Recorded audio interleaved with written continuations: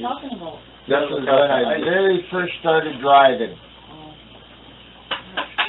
And morning you had your choice pancakes, waffles, bacon and eggs, you know, whatever you wanted, eh?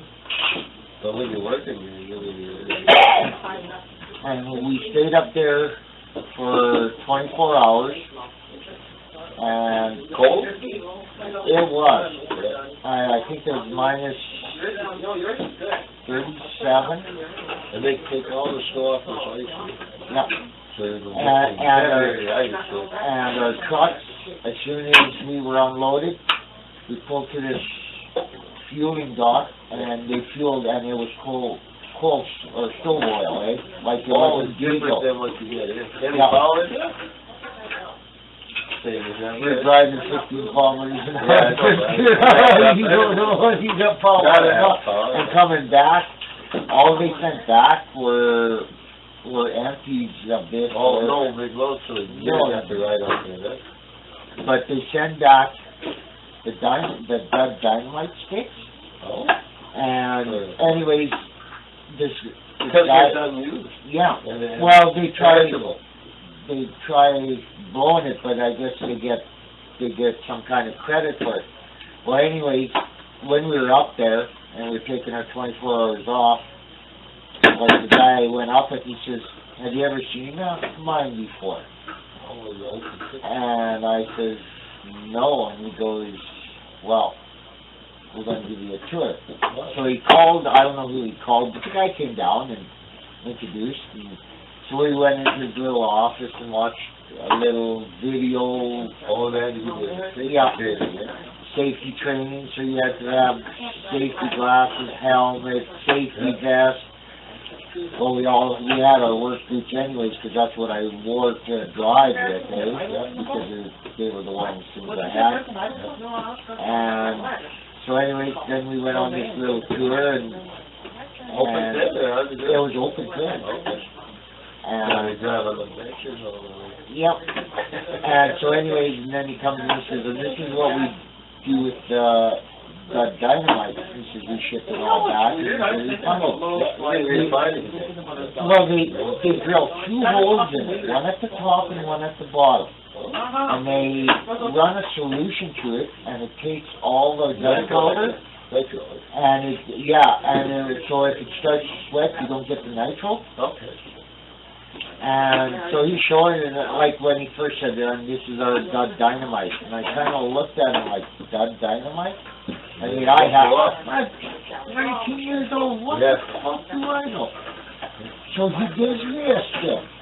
And like, I kind of, because I was having a cigarette at the time, and I kind of like backed away, and he says, "No," he says, he goes like this, light a flame under it, you can do whatever you want. He says, "This solution you wash it in, It took all the nitro.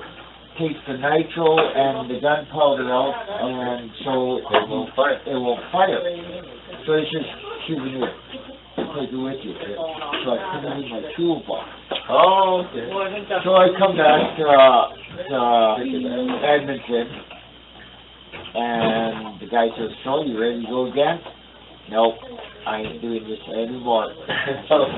That's then, because across Great Bear Lake was a 10-hour drive. That's big. Yeah. But you're only doing 15 miles an hour, eh? But This guy's I imagine it would be. No one ever said, but I said, "No, I'm not going up." So anyways, I worked for teaching for a while, and then I went to inner city, and I carried the tube on. Oh, it's the same old tube. Up in northern Ontario, back then, like anyone parked on the side of the road, no, there's no stop for it. But back in Ontario, especially in West Canada, if you guys sitting on the side of the road, you stop, see if you could help, give him a ride, eh? Well, I ran across this Reimer driver. His fuel filters had gelled up on him, and he didn't have any more. and I had a Cat engine, he had a Cummins. So the filters don't mix. He goes, fuck, I wish I had a stick of dynamite. And then I told my hey, no, shit, that's fucking So I took him into this little town called Thursday, and while he was waiting for the mechanic to show up to come out and change the filters, so he said, where'd you get that from? And I said, so I told him what I had done, and he goes, that is the neatest thing. He said, that is just wild. Yeah. And a year later, I was sleeping at Michigan, and I got up and had a shower, come out, and the fucking side saddle, someone busted into my side saddle and stole my toolbox. Yeah. And all I could think is when they fucking open that toolbox, you see that stupid dynamite there.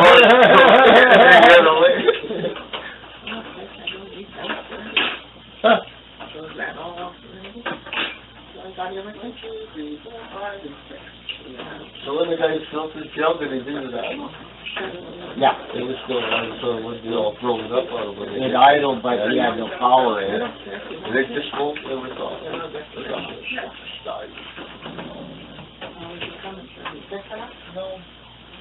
I put new ones on my tractor, my liquor tractor. You feel it. They're easier. No, I'm messing up. Last square like that, put up the trailer, all the holes are just little double pins with a flip on the street. Oh, really? You just cut it off, move it on, no. Oh, really? Yeah, and then they glass, so you can see what's going on. Well, we've got a water separator at the front, and it feels easy about You your don't eye. see the water in the bottom, and there's always water coming. Yeah. The sweat, see, and the tank, everything's coming across somebody. Yeah. I just turned it up with that so well. It's co-op fuel. They say it turns to like wax.